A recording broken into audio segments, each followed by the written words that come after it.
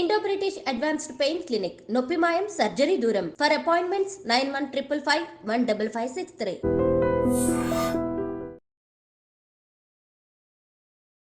Namaste, welcome to iDream Inside Politics with Kavita.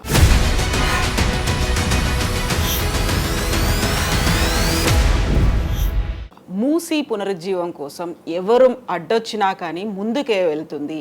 ఎవరు అడ్డొచ్చినా వాళ్ళని తొక్కుకుంటూ వెళ్తాము. హైడ్రాలు, బుల్డోజర్లు వీటన్నిటినీ ఎవరు ఆపేది లేదు అంటూ తీవ్ర స్థాయిలో మాటల యుద్ధం కొనసాగుతోంది తెలంగాణలో. ఎందుకని అంత తీవ్రంగా రెస్పాండ్ అవ్వాల్సినటువంటి పరిస్థితి ఏర్పడింది? మాజీ సీఎం కేసీఆర్ మాటల్లో ఇదొక రౌడీ పంచాయతీ అనే మాటలు. ఆయన ఎందుకని అలా మాట్లాడాల్సినటువంటి అవసరం ఏర్పడింది? మనతో పాటుగా ఉన్నారు Telangana government whip and Aleru శాసనసభ్యులు బీర్ల ఐలయ్య గారు. ఐలయ్య గారు నమస్కారం. ఫస్ట్ మనం మూసీ గురించి మాట్లాడుకుంటే, ఎందుకు ఒక చిత్తశుద్ధి ఉంది, మేము ముందుకు పోతాము అని చెప్పడం ఓకే, కానీ అంత తీవ్ర స్థాయిలో రెస్పాండ్ అవ్వాల్సినటువంటి పరిస్థితులు ఏమున్నాయి? ఎందుకని అంత మాట్లాడుతున్నారు? తెలంగాణలో గౌరవ ముఖ్యమంత్రి రేవంత్ రెడ్డి నాయకత్వాన ప్రజాపాలన వచ్చిన తర్వాత ప్రజలకు సంక్షేమ పథకాలు ఒక దిక్కు, ప్రజాపాలన ఒక దిక్కు, అభివృద్ధి ఒకవైపు, సంక్షేమం ఒకవైపు ముందుకు పోతుంటే మాజీ ముఖ్యమంత్రి కేసీఆర్ కానీ, హరీష్ రావు కానీ, కేటీఆర్ ముగ్గురే, ఇక పార్టీలో మిగిలింది ముగ్గురే. ప్రతిదాన్ని వాళ్ళేదో స్కామ్లు చేసినట్టుగా మేము కూడా స్కామ్లు చేస్తున్నామని ప్రజలను తప్పుదోవ పట్టియడానికి ఇలా ముఖ్యంగా తెలంగాణలో మేము వచ్చినటువంటి 24 గంటల్లోనే 2 స్కీములు ఇంప్లిమెంట్ చేసినాం. తల్లి సోనియా ఇచ్చినటువంటి అభ్యాసం 6 గ్యారెంటీలో ఒక్కొక్కటి ఇంప్లిమెంట్గా చేసుకుంటూ పోతుంటే, ముఖ్యంగా తెలంగాణలో మహిళలకు పెద్దపీట వేసి తెలంగాణ మహిళలకు వస్తున్నటువంటి గౌరవం, నిరుద్యోగుల నుంచి వస్తున్నటువంటి ఆదరణ, యువకుల నుంచి వస్తున్నటువంటి ఆదరణ చూసి ఓర్వలేక మేము ఏ పని చేద్దామన్నా దాంట్లో అడ్డుపుల్లు వేసినట్టేసి వాళ్ళ పింక్ మీడియా ద్వారా దుష్ప్రచారం చేస్తున్నారు. మీరందరూ మూసీ మీద తీసుకుందాం. మూసీ పునర్జీవం పోస్తని గౌరవ మాజీ ముఖ్యమంత్రి కేసీఆరే దానికి మూసీ రివర్ బోర్డు కార్పొరేషన్ ఏర్పాటు చేసిండు. ఆ కార్పొరేషన్ కూడా కాంగ్రెస్లో గెలిచిన ఎమ్మెల్యేని తీసుకుపోయి దానికి చైర్మన్ చేసిండు. అది మీకు తెలుసు. ఆ రోజు మనడు మూసీ పునర్జీవం కావాలి, మూసీ ఎవరైతే ఆక్రమించుకున్నారో వాళ్ళ ఇల్లు కూల్చేయాలి, దీనికి 15,000 కోట్లు అయితే తప్పకుండా దీన్ని పునర్జీవం చేస్తా అని చెప్పి 10 ఏళ్ళుగా చెప్పినట్టు మాట అది మాటలకే పరిమితమైంది తప్ప దానికి ₹1 కూడా ఆయన ఫండ్ కేటాయించలే. మా గౌరవ ముఖ్యమంత్రి వచ్చిన తర్వాత ఏదైతే వికారాబాద్ కొండల్లో బుట్టి హైదరాబాద్, ఉమ్మడి నల్గొండ, రంగారెడ్డి ఆ మూసీ పరివాహక ప్రాంతాలు పడుతున్నటువంటి ఇబ్బందులు నిజంగా మొన్న మా ముఖ్యమంత్రి గారు చెప్పారు, ఒక్కరోజన్నా మీరు ఈ మూసీ పక్కన వచ్చి నిలబడి మీరు ఒక్కరోజు గడపగలుగుతారా అని చెప్పి. అంటే మూసీ పరివాహక ప్రాంత ప్రజల యోగక్షేమాలు, వాళ్ళు పండిస్తున్న పంటలు, వాళ్ళు పండిస్తున్న ప్యాడీ కానీ, పరిశ్రమ కానీ ఏదున్నా కులవృత్తులు మొత్తం నిర్వీర్యం అయిపోయినాయి. ఆ ప్రజలకు మనం ఏమైనా చేయాలి, తప్పకుండా మూసి ప్రక్షాళన చేసి తీర్థం. అది కూడా పీపీ పద్ధతి, అంటే పబ్లిక్ భాగస్వామ్యం ప్రైవేట్ భాగస్వామ్యంతో నిధులు వెచ్చిచ్చి కేంద్రం రిపోర్ట్ తీసుకొని దాన్ని డిపిఆర్ తెచ్చి చేసాం. దీనితో పాటు ఔటర్ రింగ్ రోడ్ కానీ, మెట్రో 2వ దశ పనులకు వీటన్నిటిని చేయడానికి 1,50,000 కోట్ల ఖర్చు అవుతుందని చెప్పి దానికి ఒక మాట చెప్పడం జరిగింది. అప్పుడే డిపిఆర్ వచ్చినట్టుగా, అప్పుడే మేము మూసి సుందరీకరణ డబ్బులు ఖర్చు పెట్టినట్టుగా అసలు ఇప్పటి వరకు డిపిఆర్ రాలేదు. మేము కేంద్రానికి నివేదిక పంపినాం, ఎక్కడ కూడా రూపాయి ఖర్చు చేయలేదు. అప్పుడు దాని మీద 25,000 కోట్లు ఏది రేవంత్ రెడ్డి గారు తిన్నారని, ఏదో మూసీల స్కామ్ జరిగిందని, వాళ్ళు ఏదైతే కాళేశ్వరం స్కామ్ కానీ, మిషన్ భగీరథ స్కామ్ కానీ, మిషన్ కాకతీయ స్కామ్ కానీ, వాళ్ళ చెల్లె లిక్కర్ స్కామ్ కానీ, వీటన్నిటిని చూసుకొని ప్రతి దాంట్లో ఈరోజు నిన్న చూడండి పేపర్కు ఈ రోజుది 55 కోట్లు ఏ ప్రభుత్వ అనుమతి లేకుండా, మంత్రివర్గ తీర్మానం లేకుండా 55,000 కోట్లు విదేశ కంపెనీలకు కంటగట్టిండు. అంటే ప్రతి దాంట్లో ఉంది. మూసీ సుందరీకరణ వల్ల కాంగ్రెస్ పార్టీకి ఒక మైలేజ్ వస్తుంది, మళ్ళీ 20-25 సంవత్సరాల దాకా పార్టీని మేము ఏం చేయలేము అనే అక్కస్తోటి మూసీలో స్కామ్ అంటున్నారు. అందుకే దానికోసమే మా గౌరవ ముఖ్యమంత్రి ఒక మాట అనంటే వెనుకకు తీసుకునే మనిషి కాదు. ఖచ్చితంగా మూసీ సుందరీకరణ చేసి తీరుతున్నాడు. కేసీఆర్ అయిన బర్త్డే అయితే ఫామ్ హౌస్ ఎంజాయ్ చేస్తాడు, కేటీఆర్ బర్త్డే అయితే దుబాయ్ పోతాడు, బుర్జ్ ఖలీఫా పోతాడు. మా గౌరవ ముఖ్యమంత్రి రేవంత్ రెడ్డి అట్లా కాదు. ఆయన బర్త్డే రోజు కూడా తెలంగాణలో మొదటి తిరుపతి యాదగిరిగుట్టకు వచ్చి స్వామివారి దర్శనం చేసుకొని తెలంగాణలో ప్రజాపాలన సంక్షేమాలు జరగాలి, ప్రజలకు అభివృద్ధి జరగాలి, పాడి పరిశ్రమ అభివృద్ధి చెందాలి అని చెప్పి స్వామివారికి మొక్కుకొని ఆయన బర్త్డే రోజే 60-70 వేల మందితోటి సుమారు మూసీ పరివాహక ప్రాంతం 6 కిలోమీటర్లు స్వయంగా కులవృత్తులతోటి అక్కడ నేతన్నలు కావచ్చు, పద్మశాలులు కావచ్చు, మన గీతన్నలు గౌడ సోదరులు కావచ్చు, గొల్ల కుర్మలు కావచ్చు, ముదిరాజు సోదరులు కావచ్చు, చేపలు పట్టే వాళ్ళతోటి వాళ్ళు పడుతున్నటువంటి బాధలు, అక్కడ పండిస్తున్న పంట కొనలేని పరిస్థితి, అక్కడ పాలను తాగలేని పరిస్థితి, అక్కడ వాళ్ళు నివసించాలంటే అంత దుర్భరమైన స్థితి, లేనిపోని రోగాలు, క్యాన్సర్లు, ఈ రకంగా వాళ్ళను తెలుసుకొని ఖచ్చితంగా ఇది మూసి సుందరీకరణ చేస్తా అని చెప్పి మాట ఇచ్చింది కాబట్టి ఆయన జన్మదినం నాడు 6 కిలోమీటర్లు సుమారు 60-70 వేల మందితో పాదయాత్ర చేసి, అందుకే ఇది జన్మదినం కాదు జన్మధన్యమైనటువంటి రోజు అంతే కదా. మీరు ఇప్పుడు ఒక మాట అన్నారు, 20-25 ఏళ్ల పాటు కాంగ్రెస్ పార్టీ ఉంటుంది అంటే,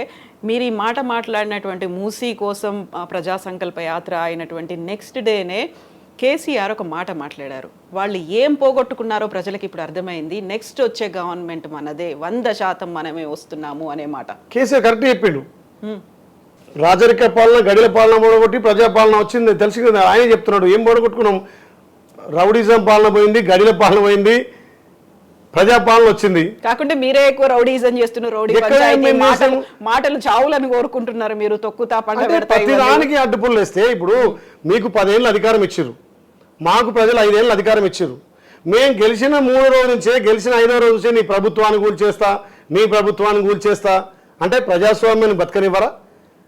తెలంగాణ సంపదను మొత్తం దోసుకొని తల్లి సోనియమ్మ మిగులు బడ్జెట్ తెలంగాణ ఇస్తే 7 లక్షల కోట్ల అప్పులు చేసి ప్రతి దాంట్లో స్కామ్ చేసి, మేము మీరు చేసినటువంటి తప్పులకు, మీరు చేసినటువంటి అప్పులకు మేము వడ్డీలు కట్టుకుంటా, ఒకరికి సంక్షేమం, ఒకరికి అభివృద్ధి అందించుకుంటూ మేము ఇచ్చినటువంటి అభయాసం 6 గ్యారెంటీలు ఇంప్లిమెంట్ చేసుకుంటూ వస్తుంటే ఈ పరిపాలన నచ్చక దీన్ని స్కామ్ అని మేము ఏది మొదలై పెట్టకపోతే మీరు దాని మీద స్కామ్ అంటారు. ఇప్పుడు మూసీ మీద 25,000 కోట్లు రేవంత్ రెడ్డి తిన్నారన్నారు. 25 రూపాయలు ఖర్చు అయిందా? కాంగ్రెస్ పార్టీ ఢిల్లీకి పంపిణీ అన్నాడు. ఎక్కడి నుంచి వస్తున్నాయి? మేము ₹1 దానికైతే ఇంకా కేటాయించలే కదా. పీపీ పద్ధతి అంటే ప్రైవేట్ భాగస్వామ్యం, ప్రభుత్వ భాగస్వామ్యం 2 కలిసి దాన్ని మూసీని పునరుజ్జీవం పోయాలని ఒక సంకల్పంతో ముందుకు పోయినాం. కేంద్రానికి నివేదిక పంపినాం, కేంద్ర నిధులు రూపాయి రాలేదు. ఎక్కడ ఫ్రాడ్ జరిగింది? సంగం ప్రాంతంలో అది నడిబొడ్డు. సంగమం అంటే అదొక త్రివేణి సంగమం. సంగమం పేరు త్రివేణి సంగమం, 3 నదులు కలిసే ప్లేస్ అక్కడ. అక్కడ సంగమేశ్వరుడు అంటే శివుడు ఉన్నాడు అక్కడ. ఎంత పెద్ద వరద రాని, ప్రళయం రాని ఆ శివలింగం ఎప్పటికీ బయటికి కానొస్తుంది. అంటే అది పవిత్రమైన ప్లేసు. గతంలో ఈ త్రివేణి సంగమం కలిసే వద్ద ఆ నీళ్లు తీసుకొని ఆ లింగానికి అభిషేకం చేసేది. అక్కడ అన్ని కులవృత్తులు అంటే గౌడన్నలు కావచ్చు, నేతన్నలు కావచ్చు, పద్మశాలి కావచ్చు, గొల్ల కుర్మలు కావచ్చు, ముదిరాజు సోదరులు కావచ్చు, అక్కడ అన్ని రకాల ప్రజలు కులవృత్తుల వాళ్ళు ఉన్నారు కాబట్టి అక్కడైతే అందరినీ తీసుకోవచ్చు. అక్కడ మీరు చూస్తే ఒక బాహుబలి సెట్టింగ్, లింగం చుట్టూ త్రివేణి సంగమం అంటే 3 ప్రాంతాల నుంచి వచ్చే కలయికగా ఉన్నట్టు నది కాబట్టి అదొక పుణ్యక్షేత్రం, ఒక పుణ్య నది. అక్కడ శివుని ఆజ్ఞ తీసుకొని గుట్ట మీద శ్రీ లక్ష్మణస్వామి ఆశీస్సులు తీసుకొని తెలంగాణ ప్రజలు యోగక్షేమాలు కోరుకొని సంగమేశ్వరుని దర్శనం చేసుకొని, ఎందుకంటే ఈ పాపాత్మలు అడ్డుపడుతున్నారు కదా, ఈ రాక్షసులను గతంలో ఎట్లయితే సంవరించినమో ఇప్పుడు కూడా మళ్ళీ అక్కడ స్వామివారి అనుమతి తీసుకొని సంవరించాలని అక్కడ కులవృత్తులతో మేము పాదయాత్ర చేసినాం. ఇక్కడ ఎట్లా పాదయాత్ర చేస్తుంది? ఇక్కడ హైదరాబాద్ నడిబొట్టు నుంచి పోతుంది.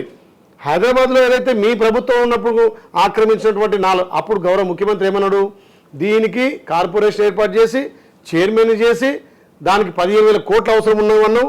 అక్కడ ఎవరైతే మూసి మీద ఆక్రమించుకున్న కట్టడాలను కూర్చోాలని కేసీఆర్ అన్నాడు కదా. నువ్వు చేయలేని పని మా గౌరవ ముఖ్యమంత్రి రేవంత్ రెడ్డి గారు చేస్తుంటే ఇవాళ గుండాయిజమంటారా మీరు? మరి ప్రక్షాళన చేయాలంటే నువ్వు కాళేశ్వరం అన్నావు, ఇవాళ మల్లావ సాగర్ కట్టినప్పుడు ఎన్ని గ్రామాలు బలవంతంగా పోలీసులతో కట్టేసినావు? కొండపోచమ్మ కట్టినప్పుడు ఎన్ని ఊర్లు ఖాళీ చేసినావు? వాళ్ళకి కనీసం పారితోషికం ఇవ్వలే. మా ప్రభుత్వం అట్లా కాదు, మూసీ పరివాహక ప్రాంత ప్రజలకు ఎక్కడైతే ఇల్లు కోల్పోయిన వాళ్ళకు ఇల్లు కట్టిస్తాం, బడి కట్టిస్తాం, అక్కడ హాస్పిటల్ కట్టిస్తాం, వాళ్ళకి ఇల్లు ఇచ్చిన తర్వాత మేము కూడగొడతామని చెప్తున్నాం. ఎవరైతే ఆక్రమించుకున్న వాళ్ళను అక్కడ మూసి పరివాహక ప్రాంత ప్రజలను అక్కడ తీసేసి వాళ్ళకి ఎక్కడ మంచి ఉన్న ప్లేస్లో వాళ్ళ ఆరోగ్యం కూడా ముఖ్యమే కదా. తెలంగాణలో ప్రతి ఒక్కరి ఆరోగ్యం ప్రభుత్వానికి ముఖ్యమే కదా. వాళ్ళ ప్రాణాలు కూడా కాపాడాలి. నువ్వేమో చల్లగా ఫామ్ హౌస్లం అంటావు, మా ప్రజలేమో మూసి పరివాహక ప్రాంత ప్రజలు ఉండి జబ్బులతోటి కాళ్ళ వంకర, మెడ వంకర, పక్షపాతాలు, క్యాన్సర్లు, వీటిని మా తెలంగాణ ప్రజలు నువ్వు చేయలేని పని మేము చేస్తున్నామనే అక్కస్తోటి మూసి ఆపడం చూస్తున్నారు. అందుకే మా గౌరవ ముఖ్యమంత్రి కోపం వచ్చింది. ఎవడన్నా అవునన్నా కాదన్నా మూసి సుందరీకరణ జరగాల్సిందే. మీరు అడ్డం వస్తే తొక్కుట పోతాం అన్నది వాస్తవం, తొక్కుట పోతాం. ఇలా మేం కాదు, అక్కడ మూసి పరివాహక ప్రాంత ప్రజలు, అక్కడ మూసి బాధితులే మిమ్మల్ని అక్కడ బొందబెట్టే రోజులు దగ్గర పడ్డాయి. అందుకే కదా ఒక్క పిలుపు మేరకు ఇంచుమించు 70 నుంచి 80,000 మంది మా గౌరవ ముఖ్యమంత్రి మా జన్మదినం అయినా ఒక పిలుపు మేరకు వచ్చి పాదయాత్ర చేసిరు. అంటే మా ప్రజలకు ముసి బాధిత పరివాహక ప్రాంత ప్రజలకు ఒక నమ్మకం కలిగింది.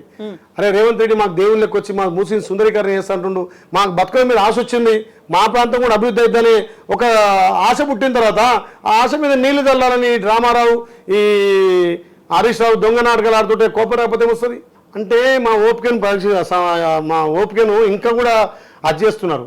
మా గౌరవ ముఖ్యమంత్రి రైతు బంద్ వేస్తే తెలంగాణ రాష్ట్రంలో రైతులకు ఒక మంచి గొప్ప వరం. భారతదేశంలో ఏ ముఖ్యమంత్రి కూడా ఇంత పెద్ద సాహసోపేతం చేయడు.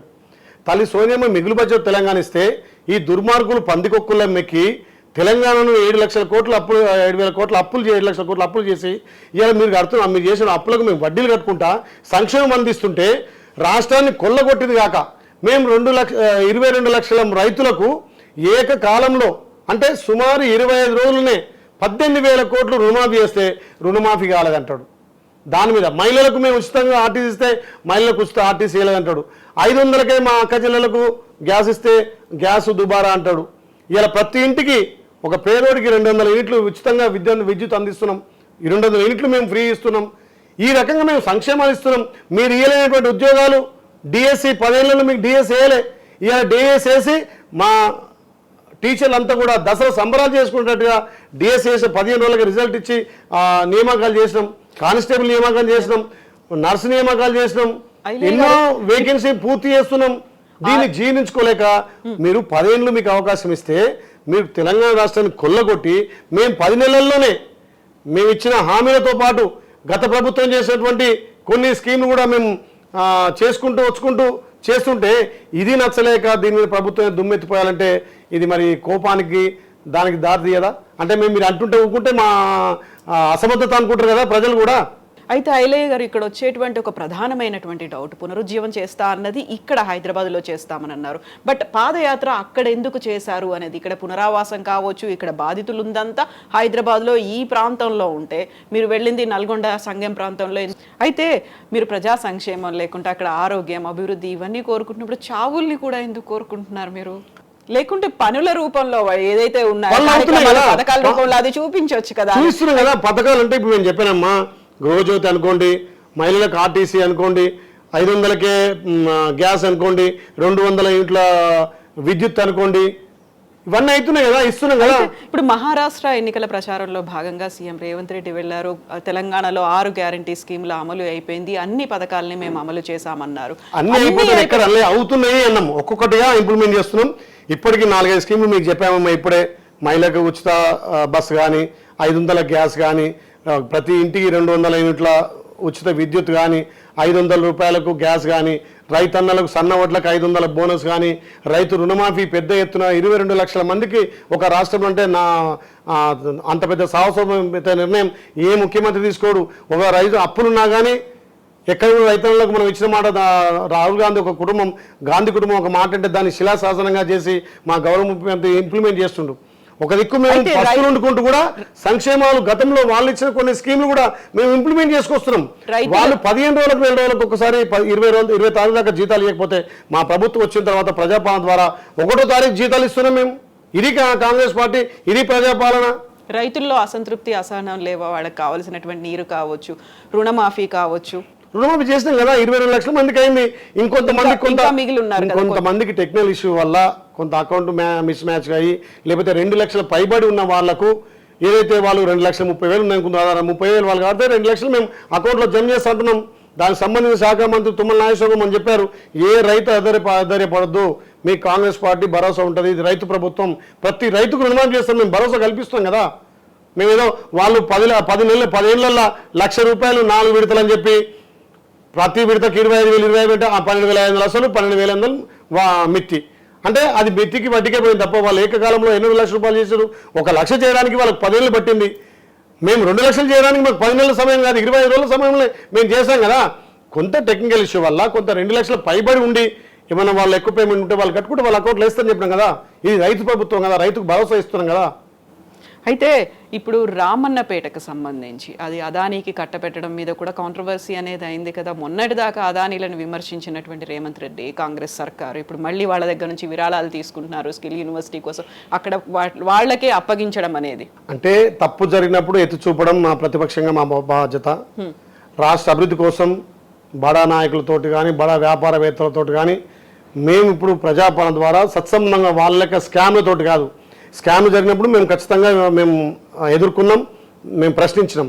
కానీ ఇప్పుడు మా గౌరవ ముఖ్యమంత్రి నాయకత్వాన అక్కడ 4th సిటీ కానీ ఇంకా ఇక్కడ అభివృద్ధి కార్యక్రమాల్లో పెద్దల భాగస్వామ్యం తీసుకుంటాం. అంటే న్యాయబద్ధంగా ఎక్కడ కూడా దోపిడీ లేకుండా, ఎక్కడ కూడా స్కామ్కు ఎక్కడ కూడా దానికి తావు ఇవ్వకుండా మేము ఆ రూట్లో మా గౌరవ ముఖ్యమంత్రి పెట్టుబడులను ఇప్పుడు గెలిచిన దావుదు పోయి నిధులు తెచ్చిండు. వీళ్ళు జల్సాల కోసం పోతే మా గౌరవ ముఖ్యమంత్రి పెట్టుబడుల కోసం పోయిండు. అది ప్రజాపాలన, అది మా గౌరవ ముఖ్యమంత్రి కమిట్మెంటు. అయితే మీరు పెట్టుబడులు ఇన్ని వచ్చాయి అనుకుంటున్నప్పటికీ హైడ్రా వచ్చిన తర్వాత విపరీతమైనటువంటి ఎఫెక్టు హైదరాబాద్ మీద పడింది, పర్టికులర్గా రియల్ ఎస్టేట్ మీద, పెట్టుబడుల మీద, పారిశ్రామిక అభివృద్ధి మీద, అన్నిటి మీద పడింది. ఒక రకంగా భయపెట్టారు మీరు పెట్టుబడుల కోసం వచ్చేవాళ్ళని అనేది కాదా? హైడ్రాకు పెట్టుబడులకు సంబంధం లేదు. హైడ్రా అక్రమాల మీద ఉక్కుపాదం తప్ప ఇలా ఇన్కన్వెన్షన్ ఉంది. గతంలో ఇన్కన్వెన్షన్ నోటీస్ ఇచ్చిరా ఇలా కేసీఆర్ కేటీఆర్ నోటీస్ ఇచ్చి వాళ్ళు సూట్ కేసులుగానే బంద్ చేసుకున్నారు. కానీ మా గౌరవ ముఖ్యమంత్రి అది కాదు కదా, అది అక్రమం తెలిసి దాన్ని కూల్చడమే సక్రమం. ఇక్కడికి రాలేదా సూట్ కేసులు? మరి మేము సూట్ కేసు తీసుకోం కదా, మేము ప్రజాపాలన కదా, మా సూట్ కేసు అవసరం లేదు. 10 ఏళ్ళు పోరాడి తెలంగాణ ఇచ్చిన కాంగ్రెస్ పార్టీగా తెలంగాణలో సంక్షేమ పథకాలు, తెలంగాణ సంక్షేమం అభివృద్ధి చేయాలని తపనతోటి ఉన్నాం కదా. సెంటిమెంట్ తోటి అధికారంలోకి వచ్చింది తెలంగాణ ప్రజలు నిట్టేట ముంచింది కేసీఆర్. అందుకే ఈ ప్రజాపాలన వచ్చింది, ఇందిరమ్మ రాజ్యం వచ్చింది. దాంట్లో మాకు డబ్బులు కాదు, మాకు పరిపాలన ముఖ్యం. మేము 25 సంవత్సరాలు తెలంగాణలో కాంగ్రెస్ పార్టీ ఇలా నిలకడ ఉండాలి, ప్రజల మనసు దోచుకోవాలి, సంక్షేమాలు అభివృద్ధి కావాలనే ఉద్దేశంతో ఈ ప్రజాపాలనను తెలంగాణ ప్రజలు గౌరవించరు. ఇలా మీరు హైడ్రా చూడండి, అక్రమార్కుల చెరువులు ఉన్నాయి. ఇలా కేటీఆర్ కేసీఆర్ హరీష్ రావు హయాంలో 100,000 చెరువులు అన్యాకృతమైనవి. చెరువులో కట్టుకుంటే మొన్న చిన్నపాటి వర్షాలకే మొత్తం ముంపు గ్రామం అవుతుంది కదా. మరి వాళ్ళ యోగక్షేమాలు అక్కడ వాళ్ళ అవసరాలు ఉండాలి కదా. ఇప్పుడు కన్వెన్షన్ నుంచి వాళ్ళకి సూట్ కేసులు వచ్చినట్టుగా మీకు కూడా పంపించే ప్రయత్నం పంపిస్తే తీసుకుంటే కూలగొట్టే వాళ్ళం కాదు కదా. ప్రయత్నం జరిగిందా అక్కడ? ప్రయత్నం జరగడము అని కాదు, మా ప్రభుత్వానికి అలాంటివి ఉండవు. మా ప్రభుత్వానికి ఇయ్యడానికి కూడా ఎవరు జరుపుతారు. అంటే మా గౌరవ ముఖ్యమంత్రి ఏంది సంకల్పం ఒకటే, ప్రజాపాలన అందియాలి, ఇందిరమ్మ రాజ్యం తెచ్చుకున్నాము, పేదోడికి కాంగ్రెస్ పొలాలు అందాలే, ఈడ సంక్షేమం జరగాలనే ఒక లక్ష్యంతో మరి మేము అట్లంటే భయపెట్టి ఒక 2 రోజులు కూలగొట్టి మొత్తం సుట్ కేసులు తెప్పించుకుంటే వాళ్ళం. ఇవాళ నిరంతరం దానికి చట్టబద్ధత కల్పించడం హైడ్రాకు. ఎక్కడైతే అక్రమంగా నిర్మాణం చేస్తే వాటిని కూలగొడుతున్నాం. ఎవరైనా లీగల్గా ఉంటుండి అక్కడ నాళాలకు అడ్డం ఉండి అక్కడ మూసీగా ఉన్నటువంటి వాళ్లకు ఇందిరా మిల్లు ఇస్తున్నాం. గతంలో మీరు కొన్ని కట్టినటువంటి బెడ్రూమ్లు మీరు ఇవ్వలేని పరిస్థితిలో ఆ బెడ్రూమ్లో కూడా వాళ్ళకి అలకేట్ చేస్తున్నాం. మా సొంత ట్రాన్స్పోర్ట్ తోటే వాళ్ళ సమానంత తీసి అక్కడ షిఫ్ట్ చేసి వాళ్ళకి అన్ని వసతులు కల్పిస్తున్నాం. ఎవరిని కూడా మీ లెక్క మల్లన్న సాగర్, కొండపోచమ్మ, భూ నిర్వాసితులకు ఇబ్బంది పెట్టినట్టుగా మేము ఇబ్బంది పెడతలేం కదా. ఫస్ట్ వాళ్ళకు నీడ కల్పించిన తర్వాతనే అక్కడ హైదరాబాద్ కూలగొట్టడం జరుగుతుంది. ఇప్పుడు ప్రజాపాలన అంటున్నారు కాంగ్రెస్ సర్కార్, కాకుంటే వచ్చిన తర్వాత ఈ 11 నెలల కాలంలో ఫస్ట్ టీఎస్ని కాస్త టీజీగా మార్చారు, తెలంగాణ తల్లి విగ్రహాన్ని మారుస్తామన్నారు. దీంతో పాటుగా అన్నిట్లలో మార్పులు వెరీ రీసెంట్గా యాదాద్రిని యాదగిరిగుట్టగా మార్చారు.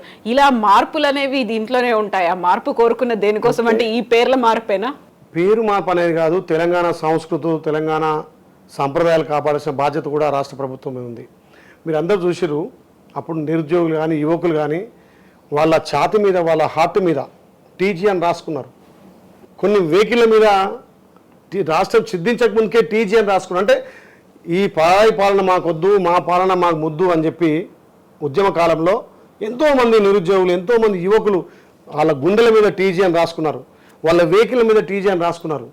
మరి తల్లి సోనియమ్మ తెలంగాణ ఇచ్చిన తర్వాత అదే టీజీ కొనసాగించాలి కదా. దాన్ని వాళ్ళ టీఆర్ఎస్ పార్టీకి అంకితం చేసి టీఆర్ఎస్ పార్టీ అందులో కొంత ఉండాలని టీఆర్ఎస్ అంటే ఆ మధ్యలో తీసి టీఎస్ అని పెట్టిండు. తెలంగాణ అంటే టీజీ ఉండాలా, దానికి టీఆర్ఎస్ అని పెట్టడం కోసం టీఎస్ అని పెట్టిండు. ఇంకొకటి మన గత సాంప్రదాయం తెలంగాణ యాస భాష సాంప్రదాయం. అక్కడ భద్రాచలం కానీ ఇక్కడ యాదగిరిగుట్ట కానీ అంటే అదొక కొండ గుట్ట. యాదవ మునర్షి తపస్సు చేసి ఆ యాదాద్రి శ్రీ లక్ష్మణస్వామి స్వయంభూ వెలిసినటువంటి ప్రాంతం యాదగిరిగుట్ట. మా తాత తండ్రి నుంచి దాన్ని యాదగిరిగుట్ట అని పిలిచేది. మనం పరాయి పాలన, పరాయి భాష, పరాయి సంస్కృతి వద్దు, మన సంస్కృతి మనకు ముద్దని చెప్పి మన తెలంగాణ యాస భాషతోటి ఆటపాటలతోటి ఎంతోమంది బలిదానంతో తెచ్చుకున్న తెలంగాణలో యాదగిరిగుట్టను యాదాద్రి, ఆద్రి, సింహాద్రి, భద్రాద్రి ఎవరు పిలుస్తారమ్మా? అవి ఆంధ్ర పేర్లు. యాదగిరిగుట్ట అంటే అది తెలంగాణ పేరు. అంటే మన సంస్కృతి మన యాస భాష దాన్ని భద్రాచలాన్ని భద్రాద్రి చేస్తేవి, యాదగిరిని యాదాద్రి చేస్తేవి. ఇలా ఏదో స్వార్థం కోసం చేసింది కాదు. అంటే సాంప్రదాయాలను, గత సాంప్రదాయాలను, గత కట్టుబాట్లను కాపాడడం కోసం ఆ పేరు మార్చి చెప్పి తప్ప టీజీ తెలంగాణ నిరుద్యోగులు, తెలంగాణ బిడ్డలు కోరుకున్న పదమది టీజీ అనేది. జీ అంటే గాంధీ కుటుంబం, తెలంగాణ గాంధీ కుటుంబం అనేటువంటి అంటే ఇవాళ గాంధీ కుటుంబం ఉన్నాము. ఆ రోజు గాంధీ కుటుంబమే ఒక రాష్ట్రం చచ్చిపోయినా, ఒక రాష్ట్రంలో అధికారం కోల్పోయినా, ఇక్కడ పిల్లలు చనిపోవద్దు, 60 ఏళ్ల కళను కాంగ్రెస్ పార్టీ సాధక చేయాలి, కాంగ్రెస్ పార్టీ ఇచ్చేయాలని చెప్పి ఒక రాష్ట్రంలో అధికారం కోల్పోయినా తెలంగాణ రాష్ట్రం వచ్చింది అదే గాంధీ కుటుంబం కదా. మీరు ఒక రాష్ట్రం గురించి ఆలోచన చేస్తున్నారు. త్యాగాల కుటుంబం గాంధీ కుటుంబం. 2 సార్లు ప్రధాని అవకాశం వచ్చింది. ఏమన్నా వార్డు మెంబర్ ఊరుకోమంటే ఊరుకోరు. అలాంటిది తెలంగాణ భారతదేశానికే ప్రధాని పదవి వచ్చినా కానీ నాకు పదవి ముఖ్యం కాదు, తెలంగాణ ప్రజలే ముఖ్యం. మా అత్తగారు, మా భర్తగారు ఇద్దరు కూడా భారతదేశ ప్రజల కోసం ప్రాణాలు కోల్పోయిందని చెప్పి పదవి చేపట్టలే. భారతదేశ ప్రజల ముఖ్యమే. స్వతంత్రం తెచ్చింది కాంగ్రెస్ పార్టీ. భారతదేశంలో సంక్షేమ పథకాలు ఇచ్చింది అదే ఇందిరాగాంధీ. 20 సూత్రాలు, ఆభరణాలు, రాజభరణాలు ఎన్నో బ్యాంకులను జాతీయం చేసి, అదే మన్మోహన్ సింగ్ హయాంలో ఎన్నో సంక్షేమాలు తేవడం వల్ల ఇవాళ ఉచిత కరెంట్ తెలంగాణలో ఇవ్వగలుగుతున్నాం. ఆర్థిక సంస్కరణలు కదా మా కాంగ్రెస్ పార్టీ చేసింది. అలాంటి త్యాగాల కుటుంబం కానీ వాళ్ళ కోసం ఏదో జీ గెలుస్తుందని జీ పెట్టింది కాదు. తెలంగాణ పిల్లలు, తెలంగాణ నిరుద్యోగులు, తెలంగాణ యువకులు వాళ్ళ గుండెల మీద రాసుకున్న టీజీ, దాన్ని మా గవర్నమెంట్ ఇంప్లిమెంట్ చేసిండు. తెలంగాణ అంటేనే ఒక రాయసం ఉట్టసం పడాలి, తెలంగాణ అంటే ఇట్లుండాలి. తెలంగాణ ఆభరణాలు వేసుకొని వెనుకట దొరసాన్లు, గడిలలో ఉండే దొరసాన్లు బంగారం వేసుకొని ఏదో చేసినట్టు విగ్రహం ఉండొద్దు. పాడి పంటలు ఆ రకంగా తెలంగాణ తల్లి ఉండాలని మా గౌరవ ముఖ్యమంత్రి రేవంత్ రెడ్డి గారి సంకల్పం. అది అంటే తెలంగాణ ప్రజలకు అత్తుకున్నట్టుగా వాళ్ళ కోరికలు, అంటే వాళ్ళ సంకల్పం. ఇంత త్యాగాలు చేసి ఇన్ని వేల కుటుంబాలు బలిదానం చేసుకొని ఈ తెచ్చుకున్నటువంటి తెలంగాణలో మళ్ళీ మన తెలంగాణ సాంప్రదాయాలు, తెలంగాణ కట్టుబాట్లు ఉండాలనే ఉద్దేశంతో దాన్ని టీజీ చేసుకున్నాం. తెలంగాణ తల్లి విగ్రహం ఆభరణాలు కాదు, ఐశ్వర్యాలు కాదు, పాడి పంట. అట్లా మా ప్రభుత్వం తెలంగాణ తల్లి విగ్రహం చేయబోతుంది. అంతెందుకండి, తెలంగాణ పేరు మీద అధికారం 10 ఏళ్ళు వచ్చిండు. కనీసం తెలంగాణ తల్లి విగ్రహాన్ని పెట్టాలని సోయిందా ముఖ్యమంత్రికి? మేము ఇలా సచివాలయంలో తల్లి విగ్రహం పెడుతున్నాం. ఆయన దేనికోసం కట్టుకుని సచివాలయం? మార్పు కోసం. ఇవాళ యాదగిరిని దేనికోసం ఏం చేసాడు? వెనకట అశోక చక్రవర్తి ఇది కట్టాను, కాకతీయులు ఇది కట్టాను చెప్పుకోవడానికి ఒక కోట లెక్క కట్టింది తప్ప ఆ యాదగిరిని ఏ మార్గం అభివృద్ధి చేసిండు? అందరూ కూడా స్కామ్లే చేసి వాళ్ళ పబ్బం కట్టుకోవడం కోసం మంచిగా ఉన్న గుడి కట్టిన తప్ప స్థానికులకు కానీ వచ్చే భక్తులకు ఏ రకంగా వస్తుంది కలిపి. దాంట్లో స్కామ్ అంటే ఇప్పటిదాకా ఈ విషయం ఎందుకని బయటికి రాలేదు? ఇప్పటిదాకా మనం మాట్లాడుకున్నవన్నీ విద్యుత్ స్కామ్ కావచ్చు, కాళేశ్వరం కావచ్చు, ఇప్పుడు ఫార్ములా ఈ రేసింగ్ ఇవన్నీ మాట్లాడుకున్నాం. ఈ యాదాద్రిలో స్కామ్ అనేది ఎందుకు బయటికి రావట్లేదు? ప్రభుత్వ పాలన వచ్చిన తర్వాత దాని మీద ఫోకస్ అనేది పెట్టిందా? పెట్టాము. ఇప్పుడు నిన్న గౌరవ ముఖ్యమంత్రి వచ్చుకున్నది అక్కడ అన్ని అభివృద్ధి కార్యక్రమాలు వేగవంతం చేసిండు. అక్కడ డార్మెంట్ వాళ్ళు గతంలో సాంప్రదాయాలు ఉండే స్కామ్ అంటున్నారు కదా. స్కామ్ అంటే దానికి సంబంధించి ఎంక్వైరీ అవుతుందా? ఇప్పుడు విచారణ జరుగుతుందా? ఏం చేస్తున్నారు? లెక్కల్ని తెలుస్తాను తన పని చేసుకుంటూ పోతుంది. వాళ్ళ మీద ఎంక్వైరీ అనేది మాకు అది కాదు. వాళ్ళు ఏం తిన్నా దానికి శిక్షార్హులు అవుతారు. అదొక దిక్కు. ఒకవైపు ఎంక్వైరీ నడుస్తుంటుంది, ఒకవైపు అభివృద్ధి నడుస్తుంటుంది. గత సాంప్రదాయాలు యాదగిరిగుట్టకు వచ్చే భక్తులంతా కూడా ఎవరైనా పెద్దలు కాలం చేస్తే వచ్చి ఒక నిద్ర చేయాలని ఒక సాంప్రదాయం. తెల్లారి లేచి గుండంలో స్నానం చేయాలి. స్నానం చేసి ఒక కొబ్బరికాయ కొట్టి అక్కడ గండదీపం ఉంటుంది, దాన్ని దర్శనం చేసుకొని స్వామివారి దర్శనం చేసుకునేది. కేసీఆర్ వచ్చిన తర్వాత ఒక నియంతగా ఆ గుడే సొంతం నాదని చెప్పి 9 దాటితే ఒక్క భక్తుని కూడా పైన ఉంచలే. భక్తులే కాదు, ఎంప్లాయీ మీద కూడా గుట్ట మీద నిద్ర చేసే అవకాశం లేకుండా చేసిండు. డార్మెంట్ హాల్ బంద్ చేసిండు, గుండం బంద్ చేసిండు, కొబ్బరికాయ బంద్ చేసిండు, గండదీపం బంద్ చేసిండు. ఇవన్నీ బంద్ చేసి ఆయనే నియంతగా నేను చెప్పిందే వేదం అన్నట్టుగా చేసిండు. మరి మా ప్రజాపాలన, మా ప్రభుత్వం వచ్చిన తర్వాత 500 మంది ఆటో కార్మికులను గుట్టపైకి పంపుతున్నాం. ఇలా స్వామివారిని నమ్ముకొని కొంతమంది ఆటో కార్మికులు 500 మంది 3 సంవత్సరాలు పస్తులు వాళ్ళ భార్య పిల్లలు. అలాంటిది ఆటోలను పునరుద్ధరించడం. ఇలా అలాంటిది అక్కడ డార్మెంట్ హాల్ కట్టించడం, మళ్ళా గుండం ఓపెన్ చేసినాం, అక్కడ దీపం ఓపెన్ చేసినాం, ప్రతి భక్తుడు కొబ్బరికాయ కొట్టే వెసుబాటు ఇచ్చినాం. 1000 మంది సుమారు రోజు డార్మెంట్లలో నిద్రించే విధంగా చేసినాం. భక్తులకు అక్కడ 1000 గదులు నిర్మించడానికి మా గౌరవ ముఖ్యమంత్రి వేదాలను కాపాడుకోవాలి, బ్రాహ్మణ్స్లను కూడా ప్రోత్సహించాలని వేద పాఠశాల కడుతున్నాం. అక్కడ ఒక మెడికల్ కాలేజీకి ఇలా వైటీడీ ల్యాండ్ కేటాయించినాం. నిన్ననే మాకు అక్కడ ఇంటిగ్రేటెడ్ స్కూల్ కూడా మంజూరు చేయడం జరిగింది. ఏదైతే ల్యాండ్ అక్విజిషన్లో గత 300 ఎకరాలకు వాళ్ళు పేమెంట్ చేయకపోతే ఇమీడియట్లీ ల్యాండ్ అక్విజిషన్లకు పేమెంట్ చేసి 3 ఏళ్ళ ల్యాండ్ అక్విజిషన్ చేసి రైతులకు పేమెంట్ ఇవ్వలేదు, వాళ్ళ ల్యాండ్లన్నీ ప్రొబిడెడ్ లిస్టులో పెట్టినాం. ఇక రాగానే మా గౌరవ ముఖ్యమంత్రి అందరికీ పీఓలోకి వెళ్ళి తీసేసి వాళ్ళకి పేమెంట్ ల్యాండ్ అక్విజిషన్ పేమెంట్ ఇచ్చేసిండు. ఇది గౌరవ ముఖ్యమంత్రి పాలన, ఇది ప్రజాపాలన, ఇది కాంగ్రెస్ పాలన. ఇప్పుడు కాంగ్రెస్ పాలనలో ఇప్పుడు కుల గణన అనేది తీసుకొచ్చారు. రాహుల్ గాంధీ వచ్చినప్పుడు మొన్న ఒక మాట అన్నారు, ఇది ఒక ఎక్స్రే లాంటిది, దేశవ్యాప్తంగా దీన్ని అమలు చేస్తాము మా కేంద్రంలో మా ప్రభుత్వం వచ్చిన తర్వాత. మీరు ఇంతకుముందు అన్నారు మొత్తం కేంద్రంలో కాంగ్రెస్ ప్రభుత్వం ఉన్నప్పుడు సంస్కరణలు తీసుకొచ్చింది, సంక్షేమ పథకాలు, అభివృద్ధి కార్యక్రమాలు ఇవన్నీ తీసుకొచ్చినప్పుడు కుల గణన మీద ఎందుకని ఫోకస్ పెట్టలేదు ఇంతకాలం మరి కాంగ్రెస్ ప్రభుత్వం? అంటే గత 14 సంవత్సరాల కింద ఏదైతే కుల జరిగిందో ఇప్పుడున్నటువంటి పరిస్థితుల్లో మా గౌరవ భావి ప్రధాని రాహుల్ గాంధీ గారు ఏదైతే భారత్ జోడో యాత్రతోటి ఇటు కాశ్మీర్ నుంచి కన్యాకుమారి వరకు సుమారు 3000 పైచీలకు 4000 కిలోమీటర్లు పాదయాత్ర చేసినప్పుడు స్వయంగా తెలుసుకున్నాడు, ప్రతి ప్రాంత ప్రజల బాధలు తెలుసుకున్నాడు, ప్రతి కులవృత్తుల బాధలు తెలుసుకున్నాడు. ఈ కులగణన అనేది ఓన్లీ కులం ప్రాతిపదిక కాదు, దీంట్లో విద్య, ఉపాధి, సామాజిక, ఆర్థిక ఇవన్నిటిని పరిమాక తీసుకొని మేమెంతో మాకంత అని ఈ దేశంలో కులగణన అవసరం ఉంది, ఎలక్షన్లప్పుడే మాట ఇచ్చిండు, మా ప్రభుత్వం కేంద్రంలో అధికారం రాగానే కులగణన చేస్తా అని చెప్పి రాహుల్ గాంధీ భారత్ జోడో యాత్రల జాతీయ జెండా పట్టిన తప్ప ఎక్కడ కూడా పార్టీ జెండా పట్టలే, ఎక్కడ పార్టీని ఉద్దేశించి మాట్లాడలే. జాతీయులని విభిన్నం చేస్తున్నారు, మతాల మధ్య చిచ్చు పెడుతున్నారు, కులాల మధ్యలో విభజిస్తున్నారు, కుల రాజకీయాలు చేస్తున్నారు, భారతదేశ ప్రజలంతా ఏకం కావాలని చెప్పి భారత్ జోడో యాత్ర చేసినప్పుడు రాహుల్ గాంధీ గారు కొన్ని సంఘటనలు కానొచ్చినాయి. ఒక కులం పెద్ద మెజారిటీ ఉన్నా ఆ కులం అణగదొక్కబడుతుంది, తక్కువ పాపులేషన్ ఉన్న కులం ఇలా అధికారాన్ని చెలాయిస్తున్నది, ఇంకా కూడా ఈ సమాజంలో కులగణన చేయకపోతే అన్ని వర్గాలకు రాజకీయంగా కావచ్చు, ఆర్థికంగా కావచ్చు, సామాజికంగా కావచ్చు అన్ని విధాల న్యాయం జరగాలంటే కులగణన జరగాలన్నాం. అదే తెలంగాణలో కాంగ్రెస్ పార్టీ వచ్చింది కాబట్టి గౌరవ మా భావి ప్రధాని ఏదైతే రాహుల్ గాంధీ గారు చేసిండో అది మొదటగా భారతదేశమే తెలంగాణ ఒక ప్రమాణిక ఉండాలని చెప్పి తెలంగాణలో మొదటగా కులగణన చేపట్టినాం. ఈ కులగణన ఇక్కడ బీజేపీ వ్యతిరేకిస్తుంది, ఇక్కడ టీఆర్ఎస్ వ్యతిరేకిస్తుంది. దేనికోసం వ్యతిరేకిస్తున్నారు? కులగణన జరిగితే ఓబీసీలకు, ఎస్టీ/ఎస్సీలకు, మైనార్టీలకు ఫలాలు ఎక్కువ వస్తాయని, రాజకీయంగా కావచ్చు, ఆర్థికంగా కావచ్చు, సామాజికంగా కావచ్చు, ఉద్యోగపరంగా కావచ్చు, ఉపాధి పరంగా కావచ్చు, ఇవన్నీ మళ్ళీ అగ్రకులాల చేతులకెల్లా సామాన్యులకు అందుతాయి, ఓబీసీలకు అందుతాయి అనే ఒక దుర్మార్గపు ఆలోచనతోటి ఇవాళ ఒక రాష్ట్రంలో 10 ఏళ్ళు మంత్రిగా ఉన్నటువంటి కేటీఆర్ స్టేట్మెంట్ ఇచ్చాడు. ఎంత నీచమైన స్టేట్మెంట్ అది!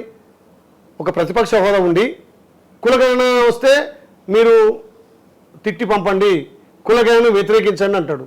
అయితే బీదరికం ఎలా పోతుంది అసలు కులగణన చేయడం వల్ల? అదొక ప్రధానమైనటువంటి డౌట్ వస్తుంది అందరికీ. అంటే భారతదేశంలో సబ్బండ వర్గాలు ఉన్నాయి, కొన్ని కులాలకే ఈ సంక్షేమ పథకాలు అనుకోండి, రాజకీయంగా అనుకోండి, విద్యాపరంగా అనుకోండి, ఉపాధి పరంగా అనుకోండి, కొన్ని వర్గాలకే చెందుతున్నాయి. కులగణన చేసినప్పుడు మేమెంతో మాకంత అనేది ఒకటి నినాదం తీసుకొచ్చి ప్రతి దాంట్లో రిజర్వేషన్లు కావచ్చు, లేకపోతే ఉద్యోగ అవకాశాలు కావచ్చు, ఉపాధి అవకాశాలు కావచ్చు, విద్యా అవకాశాలు ఆ వర్గాలకు ఆయా వర్గాలకు వాళ్ళ పాపులేషన్ బట్టి కేటాయించాలని మా గౌరవ రాహుల్ గాంధీ గారిది సిద్ధాంతం. దాన్ని మొదటనే తెలంగాణలో ఇంప్లిమెంట్ చేస్తున్నాం. దానికి కాంగ్రెస్ పార్టీ గెలిచిన మొదటి వారంలోనే, మొదటి అసెంబ్లీ సెషన్లోనే ఏకగ్రీవంగా బిల్లు పాస్ చేసుకొని ఇక తెలంగాణలో కులగణన స్టార్ట్ చేస్తూ మొన్న మా రాహుల్ గాంధీ గారు వచ్చి దిశానిర్దేశం చేసిండు.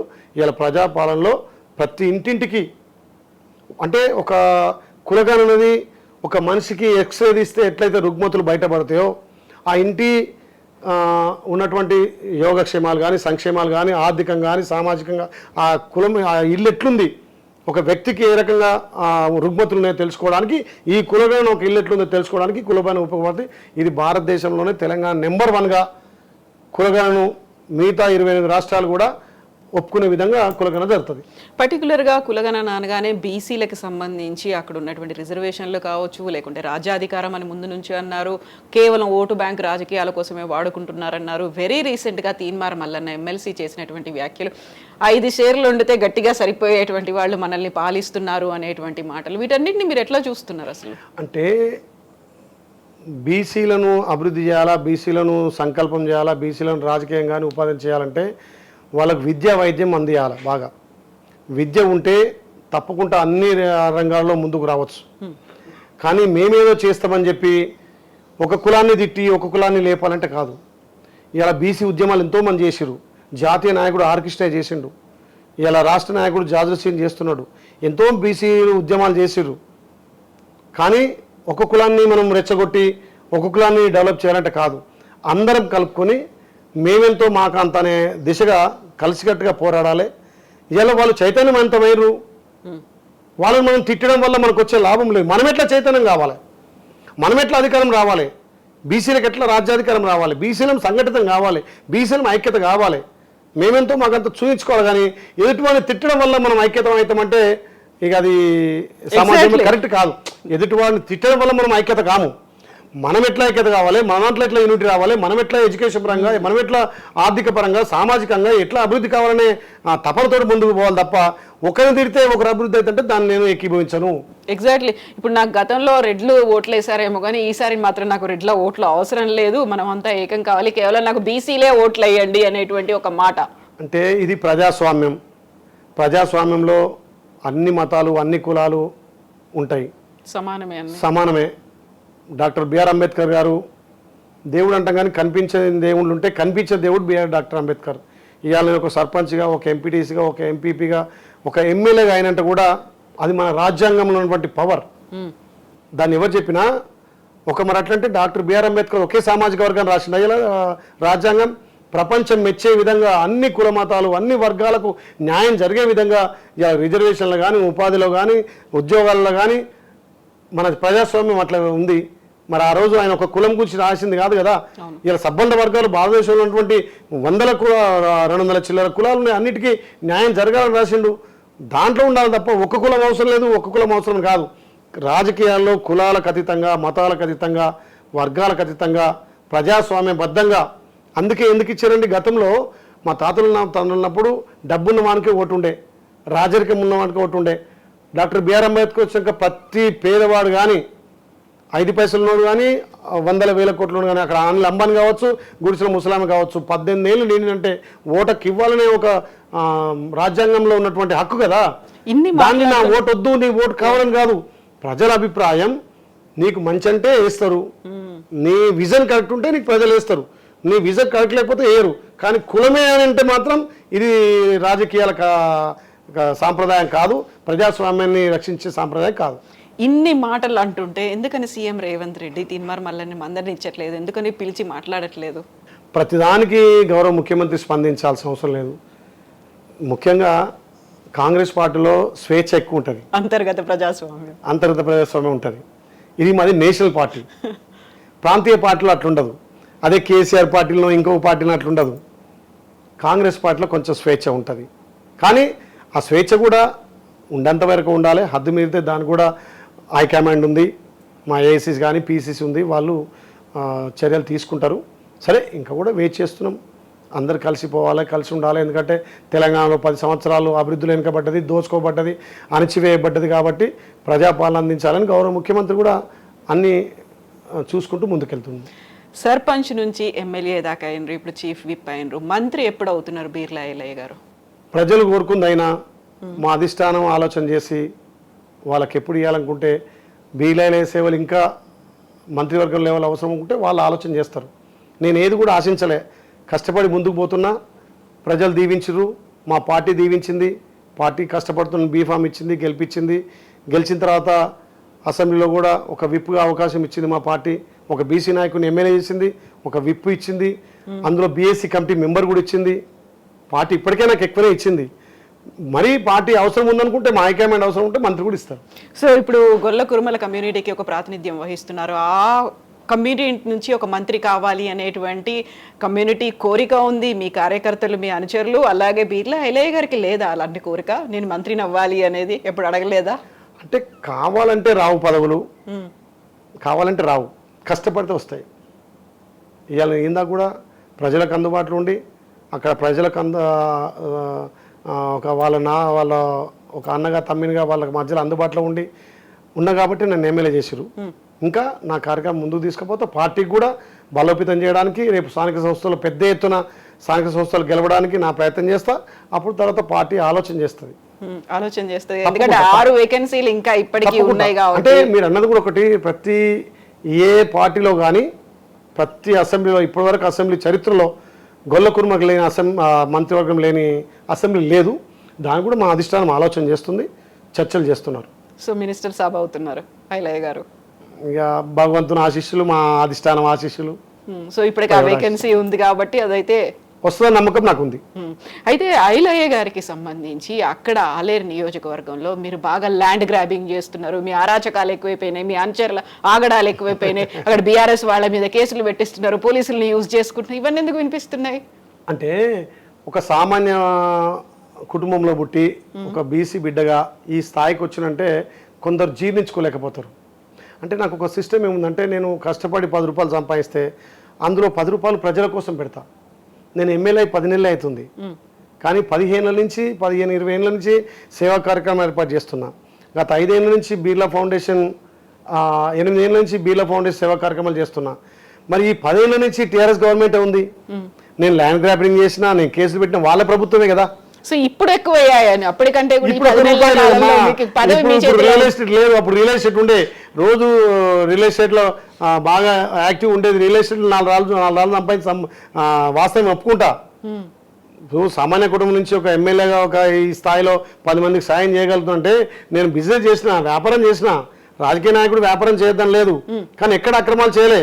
నేను ఏమంటున్నా, 10 ఏళ్ళ దాకా మీదే రాజ్యం ఉంది కదా, మన అక్రమాలు చేస్తే మీరు అడ్డుకోవచ్చు కదా, నేను తప్పు చేస్తే మీరు శిక్షించవచ్చు కదా, మీదే గవర్నమెంట్ కదా, మీదే హోమ్ మినిస్టర్, మీదే రెవెన్యూ డిపార్ట్మెంట్ మీదే కదా.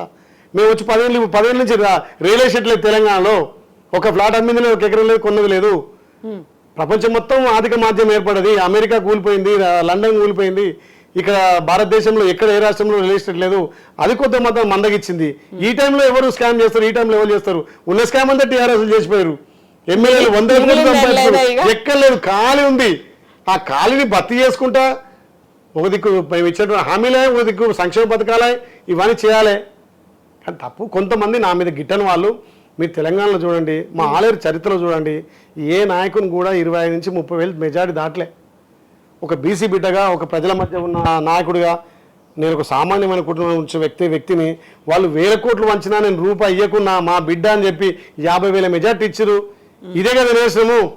ఏదో ల్యాండ్ గ్రాబర్కో లేకపోతే రియల్ ఎస్టేట్ మ్యాఫియాకో వేస్తారా? 50,000 మెజార్టీ ఇస్తారా?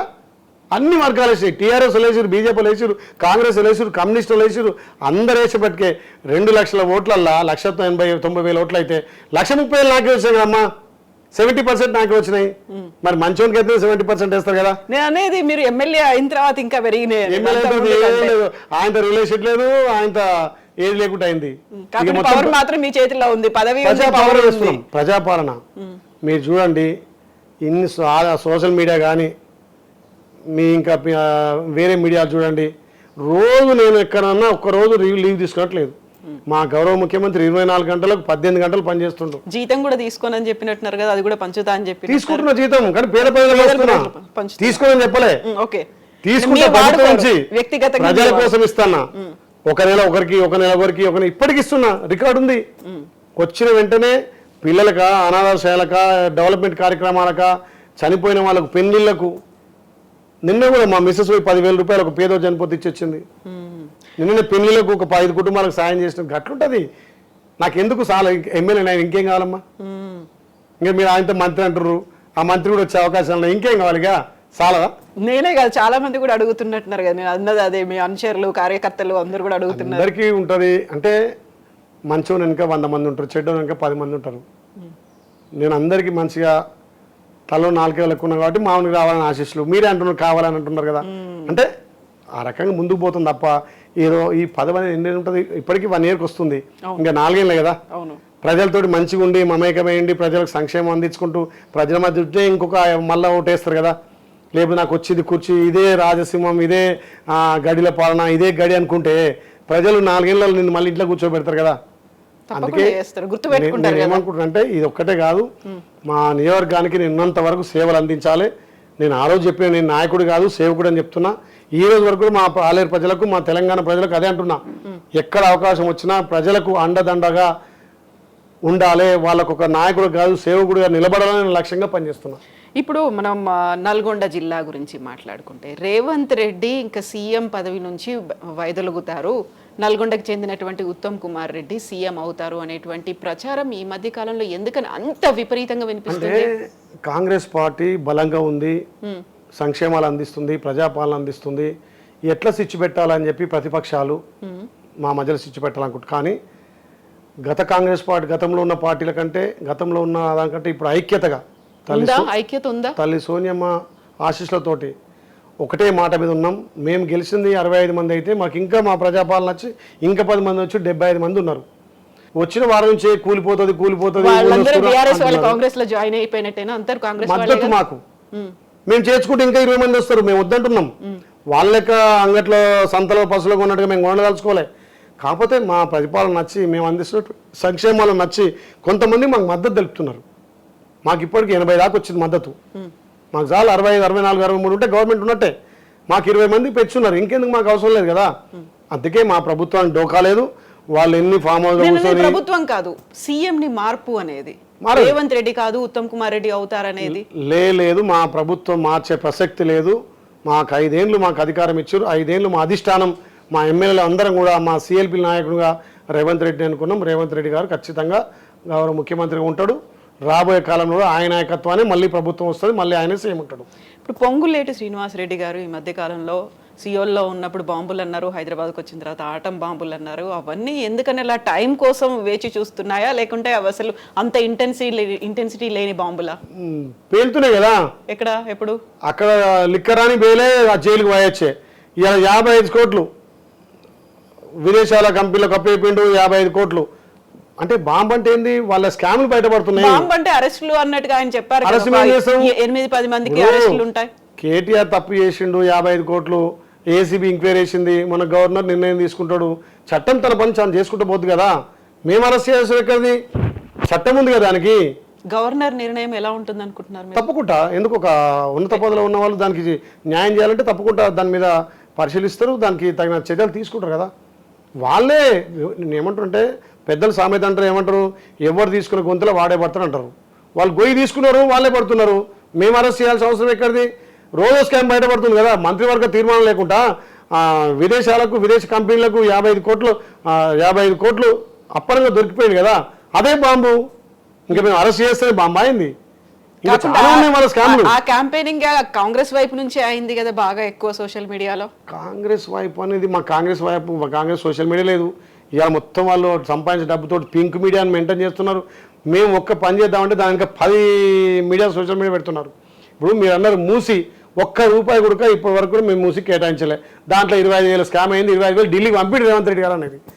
రూపాయి పనిచేసింది లేదు, రూపాయి ఎక్కడి నుంచి తెచ్చింది లేదు. దానికి చట్టబద్ధత కల్పించి పబ్లిక్ ప్రైవేట్ రంగాలు రెండు పెట్టుబడి భాగస్వామ్యంతో పెట్టుబడి పెట్టి సుందరీకరణ అనుకుంటాయి.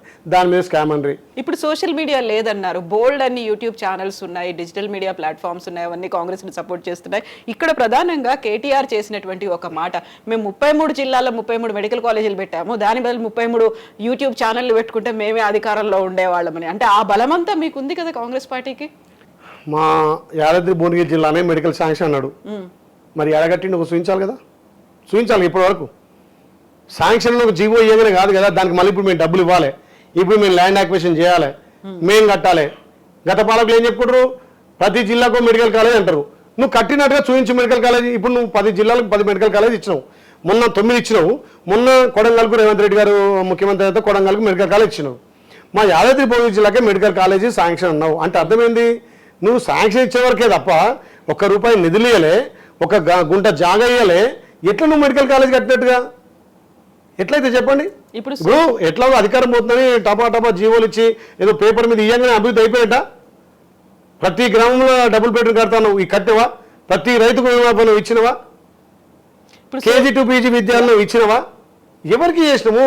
50 ఏళ్ళకే పెంచినాను. 3 ఏళ్ల నుంచి భర్త చనిపోయిన భార్యలకు లేదు, వీడియోలకు లేదు, వృద్ధులకు లేదు, ఒక పెన్షన్ ఇవ్వలే. ఇప్పుడు మా ప్రభుత్వం వచ్చే నెల నుంచి పెన్షన్ స్టార్ట్ చేయబోతున్నాం. మా ప్రభుత్వం వచ్చిన తర్వాత ఒక నియోజకవర్గానికి 3,500 ఇంద్రం మిల్లు వేయబోతున్నాం. తెలంగాణలో 4.5 లక్షల కోట్ల 4.5 లక్షలు ఇండ్లు కట్టబోతున్నాం ఇంద్రం మిల్లు.